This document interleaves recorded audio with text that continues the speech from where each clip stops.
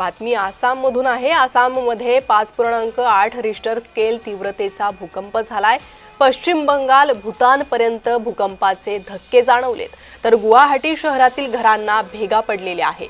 रविवारी दुपारी 4:41 आसामला 5.8 रिश्टर स्केल तीव्रतेच्या भूकंपाचा धक्का बसलाय। भूकंपाचं केंद्र आसाममधील उदलगुरी येथे 5 किलोमीटर खोलीवर होतं। त्याचे धक्के पश्चिम बंगाल, अरुणाचल प्रदेश आणि शेजारील देश भूतानपर्यंत जाणवले। या भूकंपानंतर गुवाहाटीमधील लोक घाबरून घराबाहेर पडले, तर अनेक घरांना भेगाही पडलेल्या आहेत। भूकंपानंतरची काही घरांची ही दृश्य समोर आलेली आहे। काही घरांना भेगा पडलेल्या आहे। पश्चिम बंगाल आणि भूतानलाही या भूकंपाचे धक्के जाणवलेले आहे। गुवाहाटी शहरातील अनेक घरांना भेगा पडलेल्या आहे।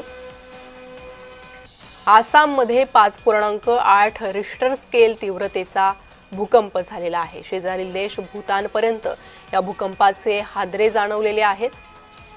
यामुळे नागरिकांमध्ये भीतीचं वातावरण आहे। गुवाहाटी शहरातील अनेक घरांना भेगा पडल्या आहेत।